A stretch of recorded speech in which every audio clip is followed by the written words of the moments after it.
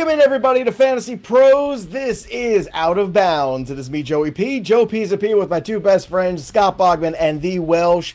It's great talking football with all of you here on our Twitch, twitch.tv/fantasypros. That's the place to be. Why? Well, because it's live and it's easy to get a hold of us. But this is the show that you are basically running now. We've given up the reins to the people. We are the people's program, so we play a little fact or fiction from your questions. We have a little questions with asses here, and we're the asses who answer the questions. We play a little 3-1-1, and we have a good time. And remember, if we're on our Twitch here, we're giving away free stuff as well, including this jersey. I think it goes away tomorrow. Devon A-Chan. So how do you win? Well, you subscribe to our Twitch, twitch.tv/fantasypros. Use that Amazon Prime, and when you do, you get 1.5 times odds boost of winning this Devon A-Chan autographed jersey from Pristine Auction, the best place for all things autographed when it comes to all sports. And Bogman, I want to address something here at the top of the show, because last week you were not on the show. And I want you to answer these two questions for me in succession, please, if you will. Number one, at some point in your life, you did do delivery work as a job, correct? Yes, correct. Okay. Question number two, did Mark Sanchez stab you last week? Look, I'm not allowed to talk about ongoing proceedings in my life, Joe. Okay. So I don't want to jeopardize any potential financial compensation that I may be having coming my way. So, you know, all you need to know is that I wasn't here last week. I have since recovered. Okay. And now I'm here.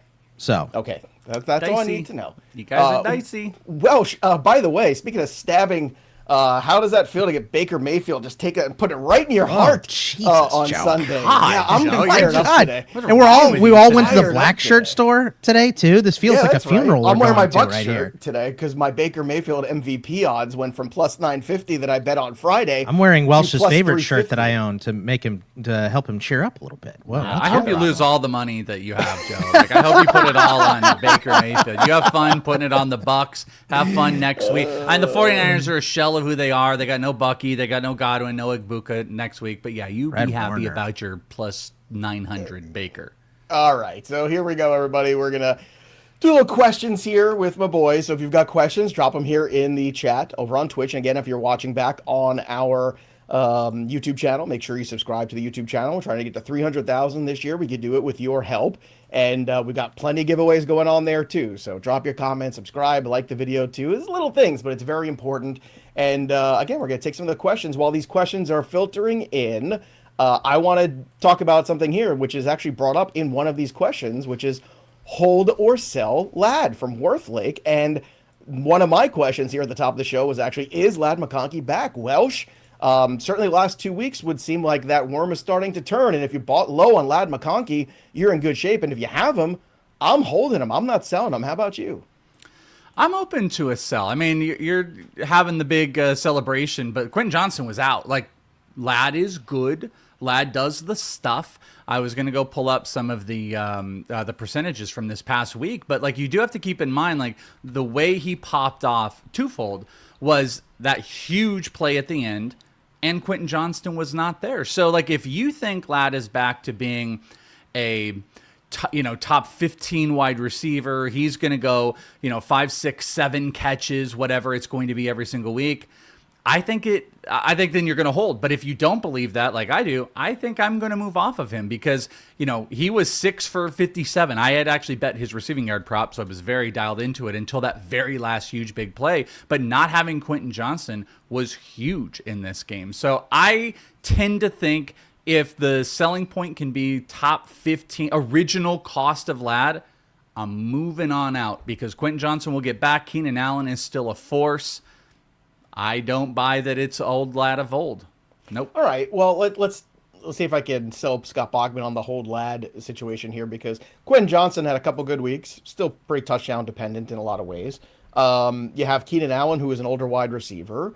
And you saw the emergence of Ladd as being kind of the number one guy. Could have just been a slow start and maybe teams just game planning a little bit, and now they've just figured out how to get him back in that mix a little bit better. And certainly some of the matchups have helped as well. So what are your thoughts on Ladd McConkey? Are you somebody that's selling him off these last 2 weeks, or are you holding him, hoping that he is regaining the value that he had coming into draft season? I'm at least floating him. right? Like I at least put him out on the block. That doesn't mean I'm definitely going to trade him, but I'm with Welsh. Like if I can get the original value for Ladd McConkey back, I'm doing that, right? Because I don't think he's gonna get there from what he was last year because you have QJ, because you have Keenan Allen. Now look, Omarion Hampton going down helps the pass game because that's going to take touches away from the backfield and give them to all these pass catchers. So I do think Ladd can turn it around, but if you can get what you paid for him in the draft, I think I'm doing that deal. I just don't think there's going to be many deals that offer you that. So he's kind of one of those guys right now where if you have 4 good wide receivers, he's a guy that can flex or is on your bench, and you need that running back spot, then you see what you can get for him. I put 2 wide receivers on the block, see which one gives you more, and if it's Ladd, then trade him and take what you need. Who would you rather have rest of season, Ladd or Quentin Johnston? It's Ladd for me. And I would rather have Ladd right now because he's not hurt, right? And guys can aggravate something and it can get re-aggravated for the rest of the year. So give me Ladd right now. Slight. Yeah. All right, there you slightly. go. 2 for Ladd. A shout out, by the way, to Six Claws, who just subbed with their Prime. Yeah, that's how you do it, Six Claws. Let's go to Tito. Tito, who has a question here, cheering some bits here. Do you think White will have a bigger role once Bucky comes back? Now, that's an interesting question here because Rachaad White has been solid here, taking over the stead here for the injured Bucky Irving. Interesting schedule coming up here, too, because we've got the Lions, and I want to say they play the Saints, Tampa Bay after that. I got to look at that schedule again, and then they go on the bye. So this could be a weird limited time here where maybe if Igbuka's hamstring is bothering him, he does take a couple weeks off. You hope you're getting Mike Evans back.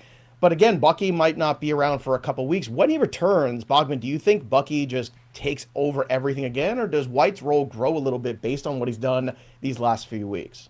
No, it's going to be mainly Bucky. I do think you'll get like the easing Bucky in when he comes back, like a 60-40 week one, but then it's going to go to 70-30. I mean, look, the idea of using 2 backs is very nice, but when you have a back as good as Christian McCaffrey, as good as Bucky, as good as Breece Hall, as good as Jonathan Taylor, you know what I mean? These backups just, you can't take that guy off the field if he's healthy. So I think Rachaad White is better than a Jag, but he's nowhere close to Bucky. So when Bucky comes back, it's the Bucky time.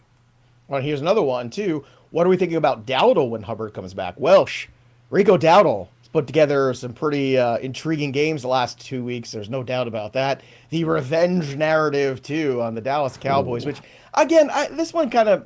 You're an undrafted free agent. The Cowboys gave you a career. Like, really, they kind of helped you, I feel like. I mean, running backs come and go in this league. Disagree. I don't think personally. Yeah, okay. Completely disagree. Why do you completely disagree, Welsh?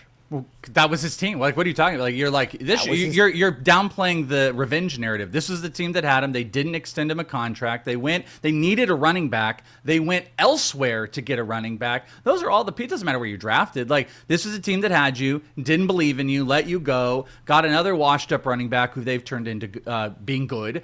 And, he was like pissy about it. Like, I totally understand that. And he looks amazing, by the way. He looks way more efficient than Chuba Hubbard. Rachaad White's not taking anything from Bucky. There's a legitimate conversation that Rico has got to be involved because it's not just like, just this little fluidy thing like, oh, it's like one game. It's 200 plus total yards in 2 straight games. He's hitting holes. He's getting like 5 yards per carry. He's catching out of the back at 50 yards receiving in this game. Like, I think they're going to split series. I think they're going to split long drives. I think this is going to go into a full-blown, like, Ken Walker / Charbonnet situation. So I definitely think Rico has put himself into fantasy relevance. The only problem is like, you don't want that. You want one of these guys to go away. That's the way that this becomes a super awesome situation. But the other funny thing is like, I think Rico is exponentially, and he's shown it, more efficient without Chuba than Chuba would be without Rico. So that would be the reason why I would love to have Rico Dowdle be the guy. But revenge narrative, I think I said it on the prop show. Joe, do you remember what I said at the end of the show? I said, bet Rico something. That was my quote. we didn't have that. We had no props because of Chuba. I said, bet something on Rico. And guess what?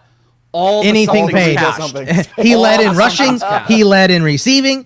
He scored a touchdown. Like the dude literally had everything. This job is different, right? Because And the reason I think I disagree with the Cowboys thing, like, and I understand your take, Joe, is like, hey, look, they gave this guy everything he has. It wasn't like all he was that a big draft stock guy and they stopped. But he was underutilized last year. He proved himself against the Fair. Steelers. By the 1,000 way, yards. he caught a bunch of passes. He was great. He's the reason they beat Pittsburgh, and then they just went away from this dude, right? So they didn't utilize him the last couple of years nearly as much as they should have, and now he's being used in Carolina the right way.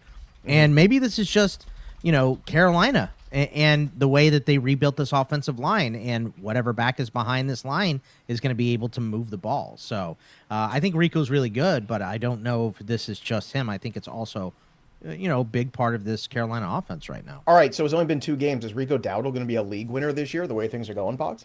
He could be. I'm But not with going Chuba, to say it's impossible. yes. It's impossible. He definitely with Chuba. can be. Yeah, if Chuba exists, it's impossible to say that. Saw on NFL Network, they said that he is the first UDFA to have 200 scrimmage yards, back-to-back 200 scrimmage yards since 1970.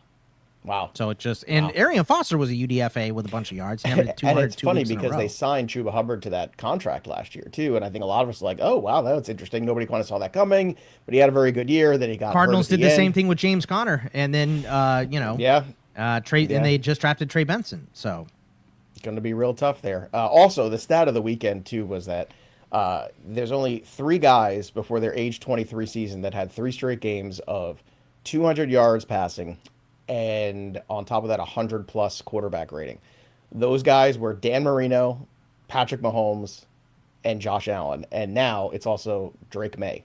Another fantastic performance from Drake May. That is some serious company to talk about. Talk about that young of an age having those kind of games. Now, Dan Marino's is the most impressive because it was in 1983 or whatever, or 84, whatever year that was. But that's an era where passing was so difficult. But still, that's something to consider here, what we're seeing in that emergence of Drake May. But not every quarterback had a great weekend. Justin Fields got sacked 9 times here.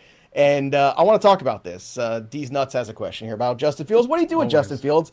Well, here you go, D's. He's playing the Carolina Panthers this week. I would buy him everywhere in Superflex. I'm sure somebody's super frustrated with the 45 yards. Buy him? You go trade for Justin Fields? Yeah, against Carolina this week? Absolutely. Well, how many times do we see a team look terrible, awful, and then next week, whatever, it's fine? Look, 2 weeks ago against the Cowboys, didn't look very good against Carolina, did he?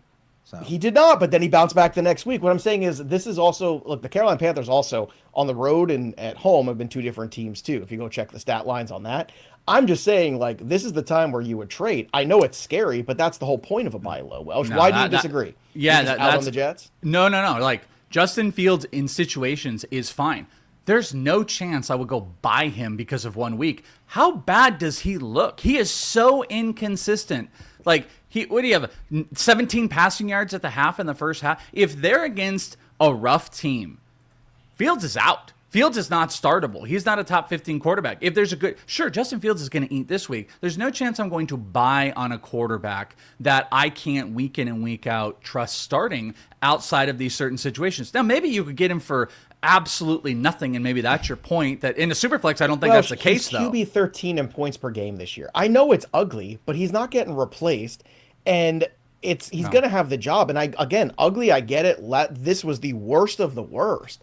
So I understand the concern about trading for him, but you also can't deny when you're the 13th overall quarterback, that's a tremendous value in Superflex leagues, especially when the quarterback position's gone this year.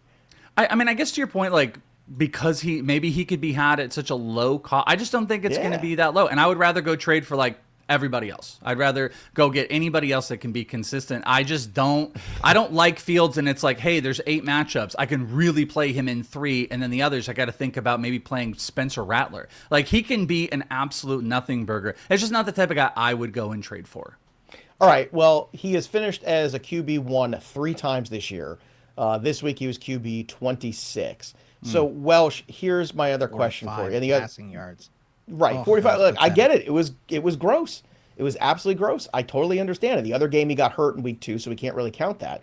Bogman, would you rather have Bo Nix or Justin Fields rest of season? Oh God, Bo Nix. I know Bo Nix is keeping his job, right? That's the main thing. Aaron Glenn could get fired. They could just hit the reset button. Justin Fields might be on the trade market in a week. I would not be shocked. This whole thing could be burned down to the frame pretty quickly. I mean, the Jets fans are out for blood. This team is not winning any games. And Glenn is not going to be the first coach fired, but because we already have another, but it could be soon. I guess my pushback for you is that you just said you're like buying a super flex. Quarterbacks are not cheap in super flex. So even whatever cheap is, that's why he's going to be pricey. Someone's going to be like, okay, I'll trade you my Fields, but it's going to cost, Ladd McConkey, or it's going to cost RB2. And it's just like, that's not the guy. Like, okay, Awesome Dev said, would Fields for Bryce T-Law be worth it? Awesome Dev said it's a question recently. I'm not sure. Does he mean both? Like to trade Bryce or T-Law? Oh, one of the two of them? I'd rather have Trevor Lawrence than Fields. Me too. I can understand wanting Trevor Lawrence. I understand the safety in that They one. got to start running him more. They didn't run him this week and they lost again. Run that long hair hippie. Let him go. Let's go. I agree with my you. Brother, my brother in the long hair. Let's go. Yeah, Let those locks flow, babe. Look, as bad as the Jets are, again, next 2 weeks, Carolina and Cincinnati. I'm just saying, like, if somebody is going to overreact to a London game where God knows weird things happen. Again, he's been a fantasy QB1 3 of the 4 starts that he's had this year. I just at How the end low of the were day, the other ones? Well, one he got hurt, so that I'm not going to count that one. And then How the other about, one was yesterday. If a roller coaster only killed one person this month, roller coasters kill one person a year, and everybody still goes on. Are you gonna get on that roller coaster? I'm not getting on it. That's what Justin Fields is. He's a suicide roller coaster right now. I ain't riding. I ain't buying that ticket. No thank you. Let's talk about not Gusto's question here, because I want to talk about Joe Flacco's performance. Sell high or hold Jamar Chase? I'm holding Chase here personally, guys. That's definitely. I mean, Joe Flacco walked into a scenario box where he's got basically, 5 days to prepare in a new offense with new personnel and new verbiage and all these things, and people don't realize how difficult that is. Now, in some ways, it was lucky that he was playing the Packers, because that is a team that he's already studied and prepared for just a couple weeks ago. So I get that. But it's still the Packers. They're still good. It's still a road start. I thought, all things being considered, I feel like, and I said it on the TV show on Sunday too, that T. Higgins would be one of my big targets to buy low on, because I just feel like this is an opportunity where people have lost their minds about the Cincinnati Bengals with good reason. And here's Joe Flacco walking into town. All of a sudden, Joe Flacco resuscitating Chase and Higgins a little bit. So I think they're holds or trade for us. What do you think, Boggs? Yeah, I'm holding them. I think that Joe Flacco, he's gonna be able to make this offense move the ball a little bit. He gets the ball out fast. We saw 12 targets for Jamar Chase. He made Chase and Higgins viable. Gesicki, one of their better targets, just went down for an extended period of time as well. The run game hasn't got going yet, but I do think Chase Brown can get better as soon as Joe Flacco kind of learns the cadence and knows how to move him around and use him. So I'm up for keeping your Bengals right now, because the defense still sucks. They're still going to have to play from behind. They're going to have to win games in shootouts and play in shootouts, and Flacco's going to be able to sling it. So, yeah, I'm keeping him. I got stats for you. These are 2 great ones, and why Chase is such a good buy. Under Joe Flacco, he had a 53.3% air yard share, and he had a 44% first read percentage from Joe Flacco. Yes. 45. Yes. Flacco was looking towards Chase at every single moment. 44.4%. I absolutely love that. If Chase is not being seen as a top 5-8 wide receiver still, he's just like a smashing buy. Still a buy, but if people want like cost return, that's a little dicey. Shout out to everybody who is subbing and resubbing with Prime, too. Get rid of those nasty commercials if you're watching us on the Twitch. We're here every single day on Twitch, too. I want to get one more question in here, Welsh, to you, because it has to do with the waiver wire pickup of the week. Should I trade Vidal for Evans? And Evans for Devontae Adams and Sam Laporta? What do you make of this trade? What side do you want to be on? I don't think you could pull that deal off. I'm not trading you Adams and Laporta for Kimani Vidal and Mike Evans. But I want you to talk about this deal, Welsh, and then talk about what we saw with the Chargers backfield and whether or not you're buying it based on the fact that it was against the Miami Dolphins. And at some point, we still know the Chargers are kicking the tires all over the league on other running backs. I'm just warning you. You did it again for the 3rd straight week. You have a great This is my takeaway. I don't know if you looked at the sheet at all. So if you wanted me to do my takeaway, don't come to me and takeaway. Yeah, you kill our takeaways in this segment every single time. So don't ask us. It's not really me. This is. I'll tell you. All right, you know what? Then? You didn't look at the sheet. You know what? Welsh, Welsh, how about this? Why don't you give us your takeaway from week 6? Joe, what a great transition from that Perfect. question, too, because my good. takeaway for week 6 has to do with Kimani Vidal. First off, I'm not doing that trade. I want the Devontae Adams and Laporta side. But Vidal is the answer. Completely wrong. Me and Fitzy are out there on Sunday being like, oh, it's Hassan Haskins. And everybody like Haskins. Because it did not look like it was going to go to Vidal. They had to bring him off the practice squad. Completely wrong. Haskins had a couple nice pass blocks, but Vidal had a 63% snap share, 51% of routes run, 18 of 24 running back rushes went to him.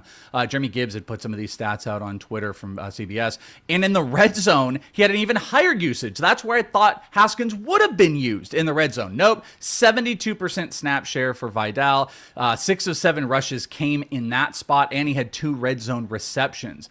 Vidal's the answer. He's the guy there. Now, am I in love? I don't know if I'm in love. Maybe that trade looks a little bit better, but you got an injured Mike Evans. Vidal is, there's still some question marks when Hampton ends up coming back. But for the short term, the answer, it's in our face. It is Vidal. It was not Hassan Haskins. Big old wrong, 100-plus total yards. And he looked pretty good. So I think he's going to be kind of a safe start in a team that wants to run the ball. I don't know, with the offensive line worries, how efficient they're going to be week in and week out. But Vidal looks like he is going to be like a flexy starter. But coming back to your question, I don't know if you guys feel different. I want clearly the Adams and Laporta side because Vidal has a clock on him, and unfortunately Mike Evans has a red plus symbol of injury next to him. Yeah, look, I think Vidal is going to be useful here in the short term, but just looking ahead, so we got Indianapolis, we got Minnesota, Tennessee, Pittsburgh, Jacksonville. So that's the upcoming, and then we have a bye here. Say it again. Give it to me again. It was the Indianapolis. Schedule for the Chargers, we've got Indianapolis, Minnesota, Tennessee, Pittsburgh, Jacksonville. So look, there's some tough matchups in there between Minnesota, Pittsburgh, Jacksonville. Indy's no joke either next week. And then you've got the bye in week 12. I assume that's when they're hoping to get Hampton back. But again, week 9, and I pointed this out on the Waiver Wire show, week 9 is the trade deadline. So if they're going to do something, it's going to be soon. I just don't know if they should buy into necessarily what you see against the Miami Dolphins because they're such a train wreck defensively. Oh, you're saying for them to buy a running back? I don't think they will because twofold. Vidal was really efficient on their. Yes, it was Miami. They were horrible. But that's why I like Haskins. Is it a fallacy? Right? Yeah, but I think because of what Vidal was able to do, you dominated a team you're supposed to do. And that Haskins, it's going around Twitter, is this really great series of a pass block Hassan Haskins did and then followed through. I think these two backs, they answer what this team needs in the interim. So I don't think there's any chance they're going to go get anybody. Had Haskins and Vidal both been crappy, maybe that's another discussion. But I think you get the blocking, you get the receiving. Vidal was hitting holes. And the matchups are, I don't know, they're not like fantastic, but I mean, I'll take them. Also, I'll put Vidal probably as like a 25 to 30 RB for the next couple weeks. This one makes me angry because Welsh can attest to it.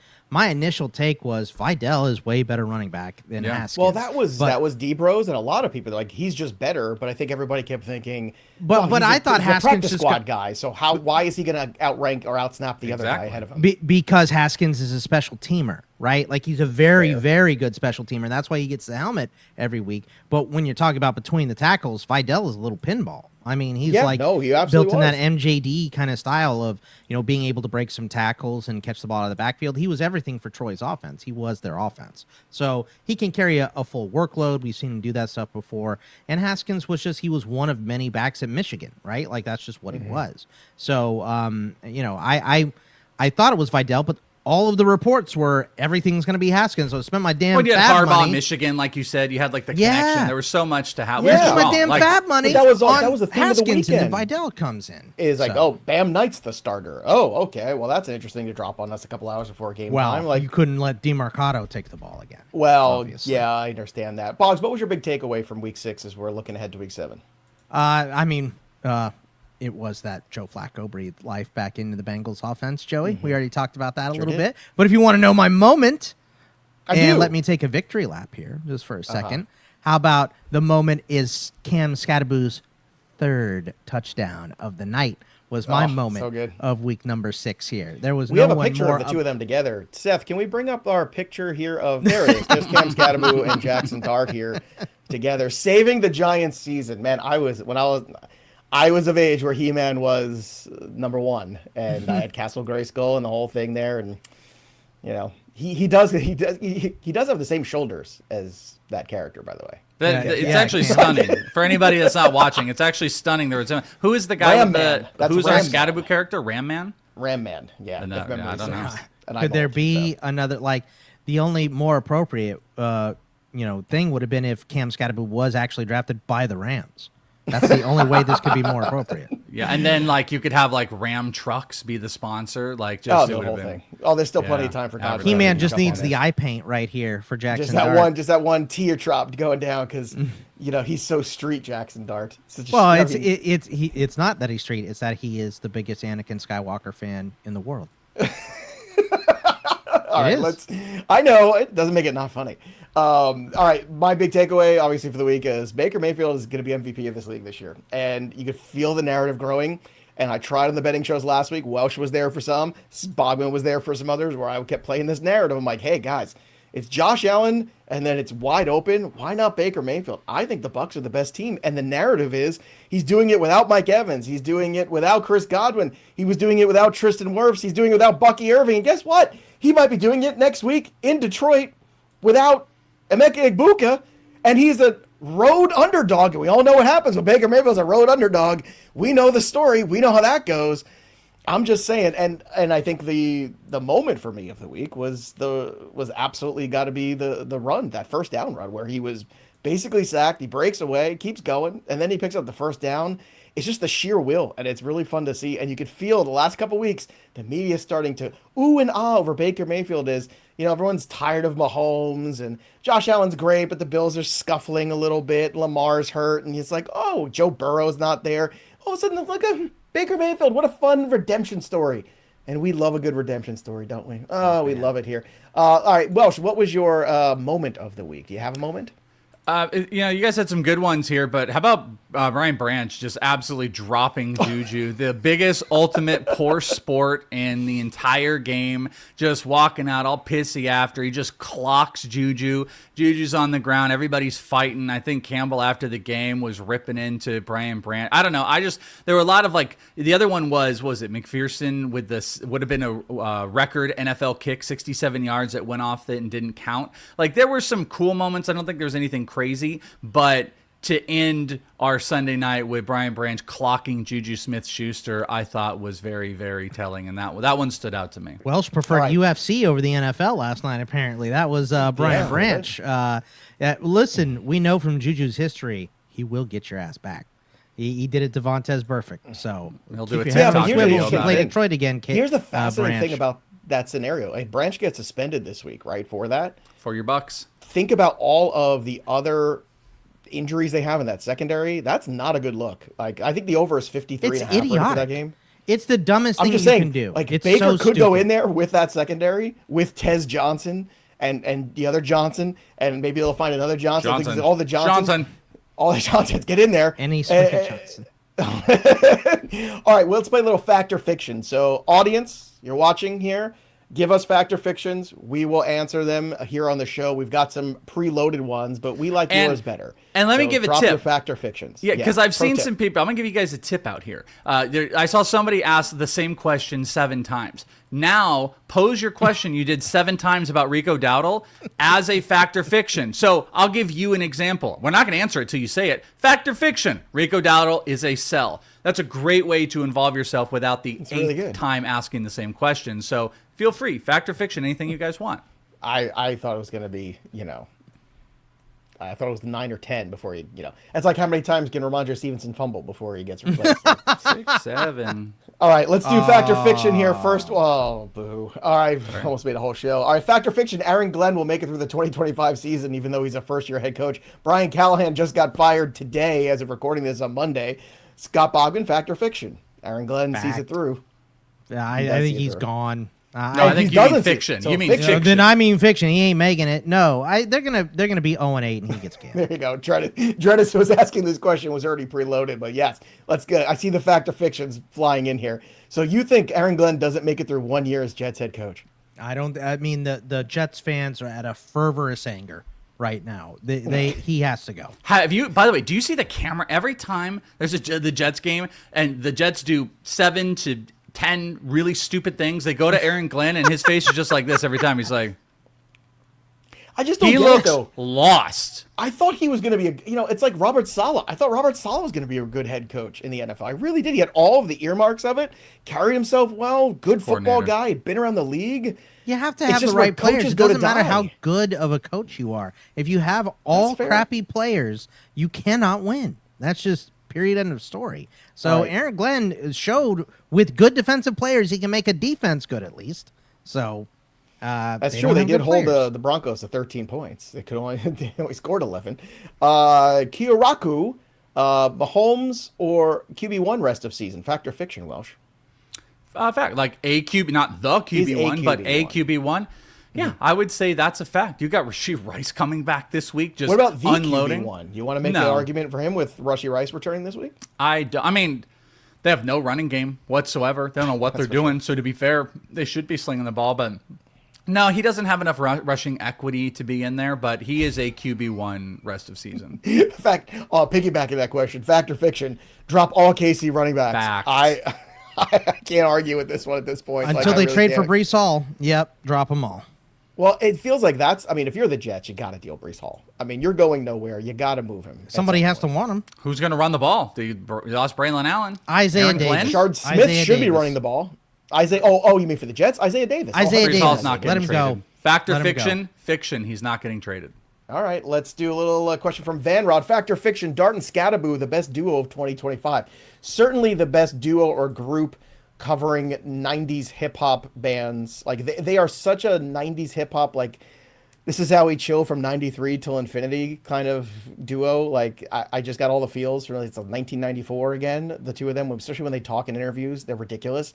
They're fun. I mean, I don't know how productive they're going to be 6 weeks from now, especially Dart.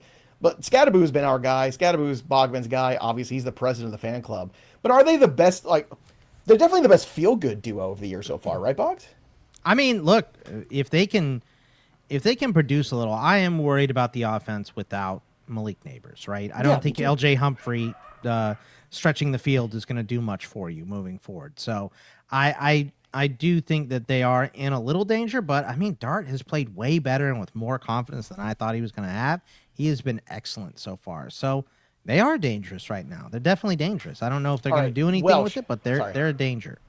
Welsh, more feel-good duo this year. Daniel Jones and Tyler Warren.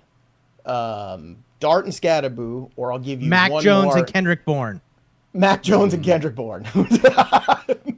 But Dart and Skattebo aren't like a feel. They're just fun. They're not the best duo. Everybody else is pretty much better. They're just like a fun, cool story after 1 week. So maybe I'm putting a wet blanket on Justin it. Fields. No, they're not like a feel good. You're not like, oh my gosh, isn't it so great that they're like doing it? It's like, no, they're just a couple rookies and Cam Skattebo's How are they like? running into walls. I wasn't sure. It is like, oh my gosh, isn't it so great? How no, they're fine. They're fine. They're fun. They might be the most fun. They're way more fun than Daniel Jones and Tyler Warren. They're fun. I think George Pickens and Dak Prescott are fun, but for totally different reasons. George Pickens was so entertaining yesterday. I mean, I know Boggs loves it. I love when my wide receivers hold the ball with just the fingertips as they're running. I mean, it's down like how the flag It's my football favorite. kids all hold it too when they go out there. Ken Bands, fact or fiction? Should I worry about Mason Taylor? I'm going to say no again because of the matchup, Cincinnati, Carolina, the next 2 weeks. I think we go right. I think you just wipe this from your brain. It's terrible. The Jets are terrible. That's fine. Sorry, Jets They went fans. to Germany and they played Denver. That's a really rough game. Even worse, sometimes you go to Denver and you end up playing Germany. That's really weird. Will the soccer guys show up there? It's a whole other weird thing. Let's go to Nick's question, friend of the show. Fact or fiction, Woody Mark starts ahead of Chubb after the bye. Ooh, we'll find out next week.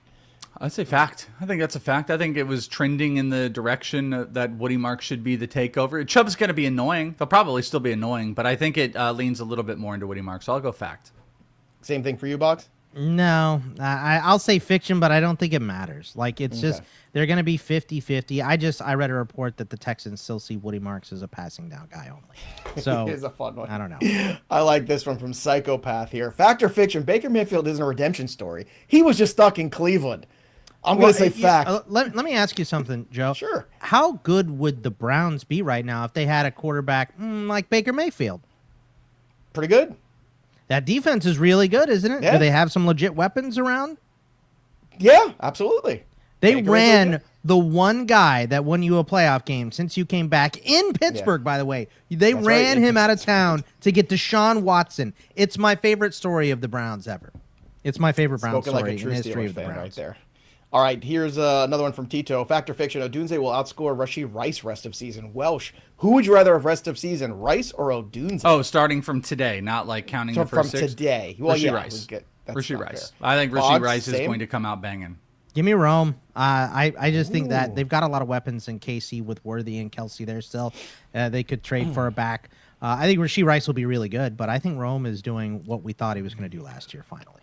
I'm going to go with Rice. I'll break the tie here. I like Rice rest of season with Mahomes. I to Welsh's earlier point, the running back's a disaster. Like they can't run the football. It's not happening. Shout out to all the folks who are resubbing. I see all you, Not Gusto, Spellmitri, Awesome Dev gifting subs here. Dark Knight just subbed. Awesome. We love having you guys. By the here way, Thank you, everybody. and hanging out with us. We Go do ahead. have to do this because I did the setup, and I don't think the same person did it, but then it was Skittles asked, fact or fiction, is Rico a sell high? So someone did do it. So if you go up there, fact or fiction from Skittle, is Rico a sell high? If you can get something for him, I would say he's a sell high. Well, but that's the point of it. Like, I don't think anyone's going to give you anything because Chuba's coming back. So if you can, float him, but I don't think you're getting anything for him. Joe. People get desperate, especially for running They back do. help there.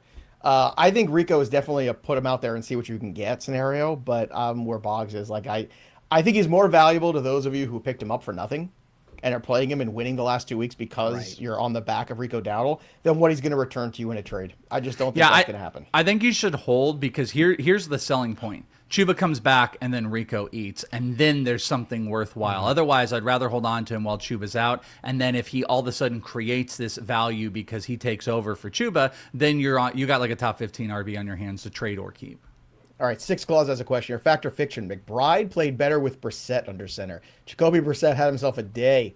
Welsh, what do you think about this one? Is McBride better off with Brissett over Kyler Murray? I don't know if he's better off, but it's kind of a classic, like, know your system veteran quarterback. He was running for his life if you watch some of that game. So what do you do when you're doing that? Safety net. Also, Marvin Harrison got knocked out of the game. So it's like, who left were you throwing? Was True, it Michael that Wilson and did have a big McBride? So impact on that, no, I yeah. think Kyler is still the better option, but that's not, neither one of those are great. How about this one? Fact or fiction, Mac Jones finds a job elsewhere as a starter next year, Boggs. Pittsburgh. Oh, yeah. That's right. Why not? Aaron Rodgers Why is not? gone, and it could be Mason Rudolph. I want Tyson Bagent. That's who I want. I want the Bears backup. That is who I want. I think he would fit perfect for Arthur don't Smith disagree. in that system. But Steelers are I looking keep for waiting a for the starter next pivot. year. We'll see what happens tonight. But at 49ers some point- great backup quarterback. They did with Sam Darnold, and Sam Darnold went out and got the gig. So That's right. I didn't even think about Pittsburgh. Yeah, look, this is what it is now. It's these guys who have been in the league. You see it with Sam Darnold. You see it with Baker Mayfield to an extent. You've seen it Justin with a lot of Fields guys. is still going. I mean, it's like- you're a former first rounder. You get second, You third, get- fourth you chances. get chances. Yeah. Who knows where Trevor Lawrence Trey ends Lance up is the next. only one that's just like faded, and we've never heard. Well, from him. but They hate Trey him. Lance didn't have the pedigree for it. Trey Lance was about raw materials, and the same thing about Anthony Started Richardson. like 9 they college were games or whatever, raw yeah. material guys, right? That's the problem. It's like, can those raw materials guys materialize in the NFL? And the answer so far, has Dylan been Gabriel no. wasn't great, but he started 58 games in college or whatever, so he's fine. Experience. All right, it's time for the 3-1-1 contest. Let's see where we are after week 6. Well, really, week 6 is still going as of us recording this. So Stink. I'm at 6 over. Welsh was an over this week as well. Boggs got 1, and he's got 1 remaining left to go tonight. Josh Allen, if he can get to 300, we shall see. So Boggs, since you still have 1 left, why don't you give us your 300-yard passer, 100-yard rusher, and 100-yard receiver going into week 7 in the NFL. It's tricky out there. I had a hard time with this week. I don't know about you. Put your best foot forward. Right, yeah. Okay. Let Bogman go first. I know, exactly. Yeah, Patrick you're hot Mahomes, right now, so, Patrick Mahomes against the Raiders. I mean, we just talked about how they have no running game That's a at good one. all, and the Raiders secondary is still cheap. So let's go with Patrick Mahomes.